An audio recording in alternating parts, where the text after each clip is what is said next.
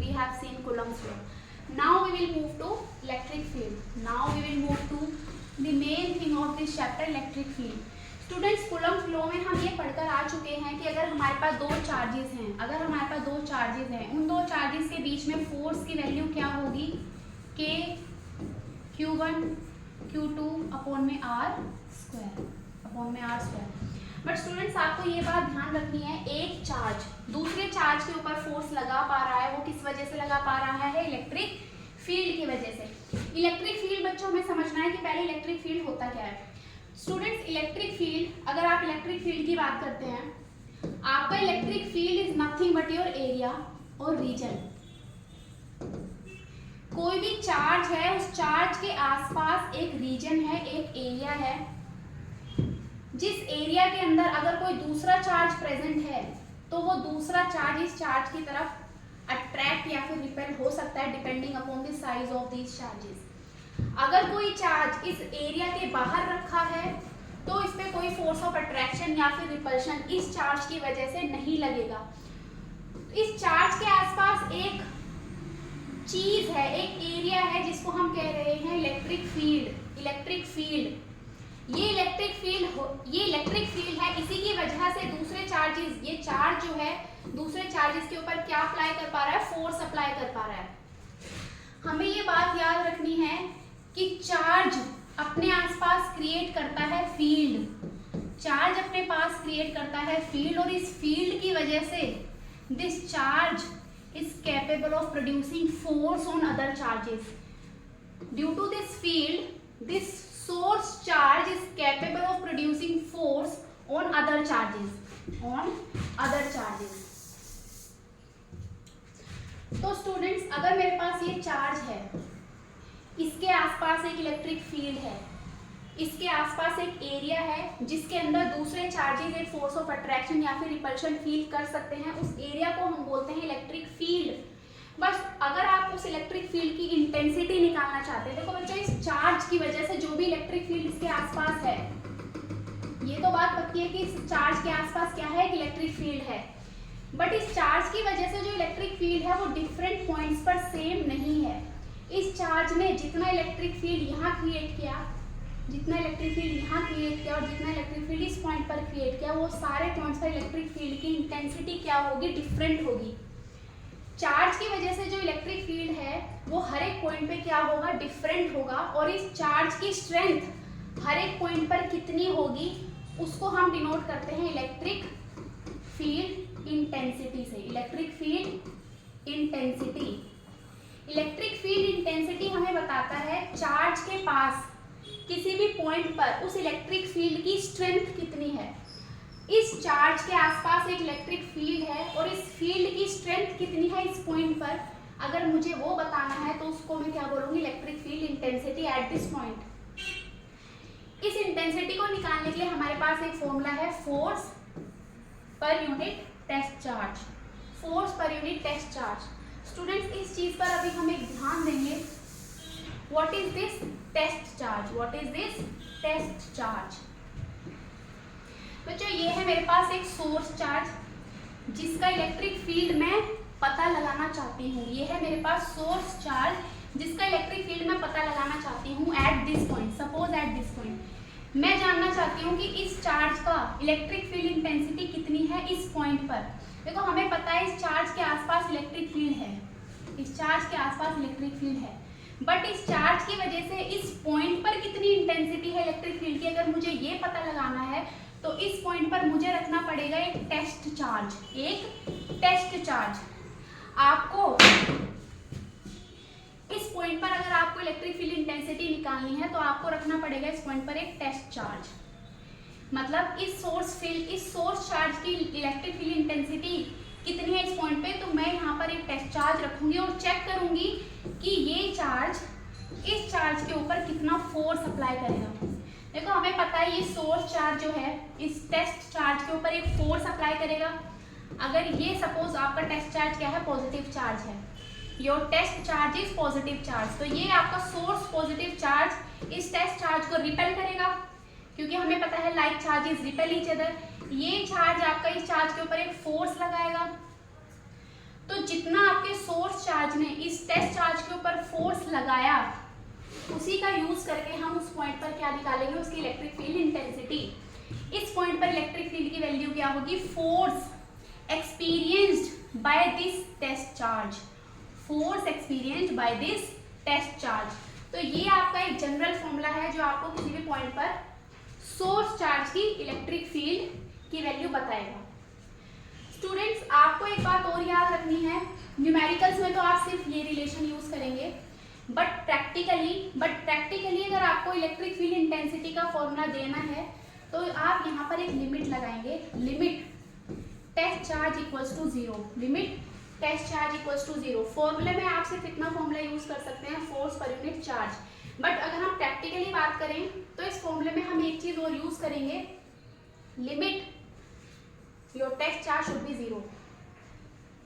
Student, अगर हम source charge का इलेक्ट्रिक फील्ड निकालना चाहते हैं तो हम जो टेस्ट चार्ज यूज कर रहे हैं वो होना चाहिए vanishingly small. Your test charge should be vanishingly small. Vanishingly small का मतलब क्या है, आपके इस टेस्ट चार्ज की वैल्यू बहुत ज्यादा छोटी होनी चाहिए, अप्रोक्सीमेटली इक्वल्स टू जीरो। हम ऐसा क्यों कह रहे हैं कि ये जो टेस्ट चार्ज है इसकी वैल्यू छोटी होनी चाहिए, क्यों? अगर आपका टेस्ट चार्ज की वैल्यू बड़ी होगी तो ये टेस्ट चार्ज भी अपने आसपास एक इलेक्ट्रिक फील्ड क्रिएट करेगा। तो आप सोर्स चार्ज की वजह से जिस पॉइंट पर इलेक्ट्रिक फील्ड निकाल रहे हैं वहां पर आपको रिजल्टेंट इस चार्ज का तो मिलेगा, साथ में इस चार्ज का भी इफेक्ट मिलेगा। बट हम अगर इलेक्ट्रिक फील्ड इस चार्ज की बात कर रहे हैं, अगर मैं इस पॉइंट पर इस इलेक्ट्रिक फील्ड की वैल्यू निकालना चाहती हूँ तो आपको ये जो टेस्ट चार्ज है वो लेना पड़ेगा बहुत ही ज्यादा छोटा, ताकि इस चार्ज का अपना खुद का, इस टेस्ट चार्ज का अपना खुद का कोई इलेक्ट्रिक फील्ड सिग्निफिकेंट ना हो। इस टेस्ट चार्ज का खुद का अपना इलेक्ट्रिक फील्ड सिग्निफिकेंट नहीं होना चाहिए, तभी आप इस पॉइंट पर इस सोर्स चार्ज की वजह से इलेक्ट्रिक फील्ड निकाल सकते हैं। तो स्टूडेंट्स, इतना हमें समझ में आया कि electric field intensity is nothing but force experienced by your test charge where your test charge की वैल्यू इज वैनिशिंगली स्मॉल। अगर आप फर्दर इस फॉर्मूले को एक्सपैंड करेंगे तो आप क्या देखेंगे, ये आपका अगर सोर्स चार्ज है और ये आपका अगर टेस्ट चार्ज है, इनके बीच में फोर्स की वैल्यू क्या होगी, इनके बीच में फोर्स की वैल्यू क्या होगी, K q naught by r square by Coulomb's law. ये तो हमें पता ही है। ये है आपका सोर्स चार्ज और ये है वो पॉइंट जिस पे मैंने इलेक्ट्रिक फील्ड निकालना है, उसके लिए मैंने यहाँ पे टेस्ट चार्ज रखा। इस पॉइंट पे इलेक्ट्रिक फील्ड इंटेंसिटी निकालने का फॉर्मूला क्या है, force per unit test charge. आप इस फोर्स को एक्सपेंड कर सकते हैं as K q naught by r square. ये वैल्यू मुझे कहाँ से मिली, कूलम्स लॉ से। नीचे मेरे पास क्या है, क्यू नॉट से क्यू नॉट कैंसिल होगा तो हमारे पास क्या फॉर्मूला बचेगा, K q by r square. This is your final result which will give you magnitude of electric field intensity at a point r. Charge के, कोई भी चार्ज के at a distance r electric field intensity की value क्या होगी, आप क्या लिख सकते हैं, के क्यू बाय आर स्क्वायर। जहां पर आपका ये जो Q है ये सोर्स चार्ज है, ये क्या है, सोर्स चार्ज।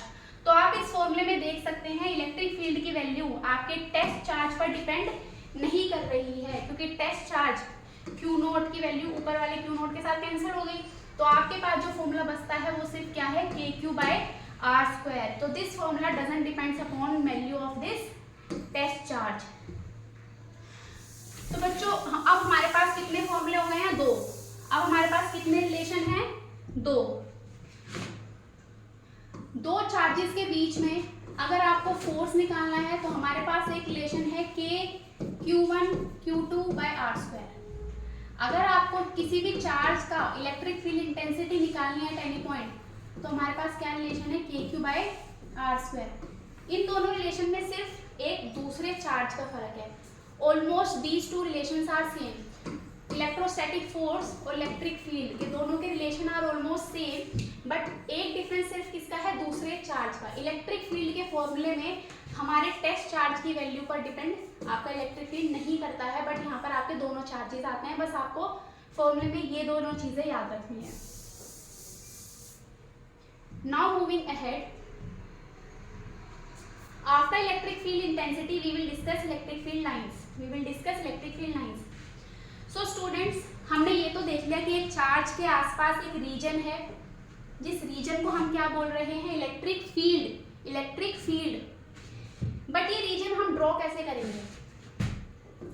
सपोज ये है चार्ज, पहले तो मैंने आपको ऐसे सर्कल सर्कल बना के दिखा दिया कि ये एक रीजन है चार्ज के आसपास जो कि इलेक्ट्रिक फील्ड है, बट एक्चुअल में इलेक्ट्रिक फील्ड को आप ऐसे सर्कल्स से शो नहीं करेंगे, आप इलेक्ट्रिक फील्ड को ऐसे सर्कल्स से शो नहीं करेंगे।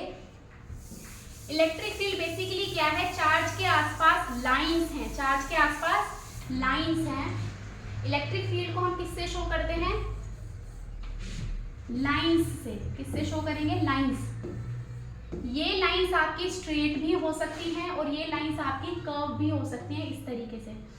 देखो आप कोई भी केस लो, सिंगल अगर आपके पास पॉजिटिव चार्ज है, अगर आपके पास एक सिंगल पॉजिटिव चार्ज है, तो उस केस में आपकी इलेक्ट्रिक फील्ड लाइंस कैसे बनेगी? Radially outward. Radially outward. क्यों रेडियली आउटवर्ड? क्योंकि अगर आप पॉजिटिव चार्ज के पास एक टेस्ट चार्ज रखेंगे, पॉजिटिव टेस्ट चार्ज, तो वो उस पर फोर्स किस डायरेक्शन में लगाएगा? रेडियली आउटवर्ड डायरेक्शन में। इसीलिए पॉजिटिव चार्ज के बाहर जो हम इलेक्ट्रिक फील्ड लाइंस बनाएंगे वो कैसे बनाएंगे? Radially outward. बट अगर हमारे पास एक नेगेटिव चार्ज है, उसके आसपास इलेक्ट्रिक फील्ड लाइंस कैसे बनाएंगे? Radially inward. रेडियली इनवर्ड, अंदर की तरफ आती हुई। Why radially inward? देखो अगर आप यहाँ पे एक यूनिट पॉजिटिव टेस्ट चार्ज रखते हैं और ये खुद क्या है? नेगेटिव। ये टेस्ट चार्ज क्या है? पॉजिटिव। तो आपका नेगेटिव चार्ज इस पॉजिटिव चार्ज को क्या करेगा? अट्रैक्ट, अपनी तरफ, अंदर की तरफ लेने की कोशिश करेगा, अट्रैक्ट करेगा। फोर्स की डायरेक्शन जो है, जो फोर्स की डायरेक्शन है, वही डायरेक्शन होगी आपके इलेक्ट्रिक फील्ड की। स्टूडेंट्स, ये भी बात हमें याद रखनी है कि आपका जो इलेक्ट्रिक फील्ड है, इलेक्ट्रिक फील्ड इंटेंसिटी है, वो एक वेक्टर क्वांटिटी है। वो क्या है? Vector quantity. Electric field intensity की वैल्यू तो हमें मिल जाएगी KQ/R² से, बट इलेक्ट्रिक फील्ड की किसी पॉइंट पर अगर आपको डायरेक्शन बतानी है, वो डायरेक्शन क्या होगी? The direction of force. The direction of force, जिस डायरेक्शन में फोर्स लग रहा है, अगर अंदर की तरफ फोर्स लग रहा है तो इलेक्ट्रिक फील्ड लाइन की वैल्यू, इलेक्ट्रिक फील्ड लाइन कहाँ होगा? Radially inward. अगर फोर्स बाहर की तरफ लग रहा है तो इलेक्ट्रिक फील्ड लाइंस कैसे बनेगी? Radially outward. Radially outward. तो इलेक्ट्रिक फील्ड लाइंस की अगर हम प्रॉपर्टीज की बात करें, इलेक्ट्रिक फील्ड लाइंस की अगर आप प्रॉपर्टीज की बात करेंगे, तो सबसे पहले तो आपको ये समझ में आना चाहिए कि पॉजिटिव चार्ज जो है, पॉजिटिव चार्ज जो है उसके आसपास electric field lines are radially inward. Negative charge के आसपास electric field lines, sorry, positive charge के आसपास electric field lines are radially outward. Negative charge के आसपास electric field lines are radially inward. अगर आपके पास एक नेगेटिव और एक पॉजिटिव चार्ज है, अगर आपके पास एक नेगेटिव और एक पॉजिटिव चार्ज है, तो देखो क्या करना है हमें स्टूडेंट्स, ये याद रखना है, अगर हमारे पास एक नेगेटिव चार्ज है और एक पॉजिटिव चार्ज है, दोनों हैं, उस केस में आप इलेक्ट्रिक फील्ड लाइंस कैसे ड्रॉ करेंगे? आपको पता है नेगेटिव चार्ज क्या करेगा? इलेक्ट्रिक फील्ड लाइंस की डायरेक्शन कैसी होंगी? नेगेटिव चार्ज के पास रेडियली इनवर्ड, और पॉजिटिव चार्ज के आसपास कैसी होंगी? Radially outward. एक important property electric field lines की क्या है? Electric field line starts from positive charge and terminates at negative charge. One of the properties of electric field line, अभी मैं आपको प्रॉपर्टीज पढ़ाऊंगी इलेक्ट्रिक फील्ड लाइन की, उसमें देखो सबसे पहला पॉइंट, इलेक्ट्रिक फील्ड लाइन की पहली प्रॉपर्टी कि electric field lines are radially outward from positive charge, electric field lines are radially inward from negative charge. Third point is electric field lines start from positive charge and terminate at negative charge. Electric field line start कहाँ से करती है? Positive charge से, और terminate कहाँ करती है? Negative charge से। आप और भी बनाएंगे तो इलेक्ट्रिक फील्ड लाइंस को कैसे ड्रॉ करेंगे? ऐसे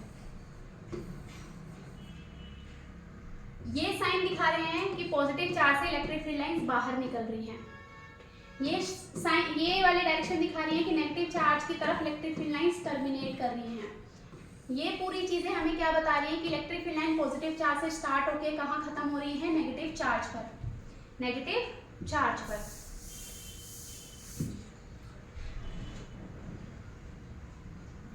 स्टूडेंट्स, अगर मैं आपको प्रॉपर्टीज की बात करूं इलेक्ट्रिक फील्ड लाइंस की, तो आपने फर्स्ट प्रॉपर्टी देखी, electric field line start from positive charge and they terminate at negative charge. दूसरी बात क्या है, electric field line form smooth and continuous curves. Student अगर किसी भी चार्ज के पास आप इलेक्ट्रिक फील्ड लाइन बनाएंगे वो या तो स्ट्रेट लाइन हो या तो कर्व लाइन हो, वो एक कॉन्टिन्यूअस कर्व होंगी, उसमें बीच बीच में ब्रेक्स नहीं होंगे। सपोज अगर मेरे पास ये चार्ज है, इसके पास मुझे इलेक्ट्रिक फील्ड लाइंस बनानी है तो मैं ऐसे नहीं बनाऊंगी।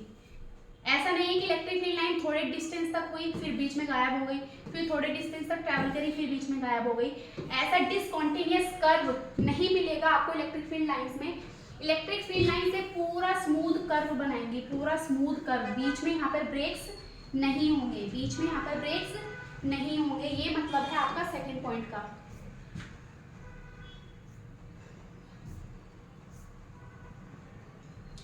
थर्ड पॉइंट की बात करते हैं, most important point, they do not form close loops, they do not form close loops. Students magnet के केस में चीज क्या है, थोड़ी डिफरेंट है। मैग्नेट्स के केस में हम क्या पढ़ते हैं, अगर मेरे पास एक मैग्नेट है, मैग्नेटिक फील्ड लाइन क्या करती है, नॉर्थ पोल से निकलती है और साउथ पोल की तरफ जाती है, नॉर्थ पोल से निकलती है और साउथ पोल की तरफ जाती है।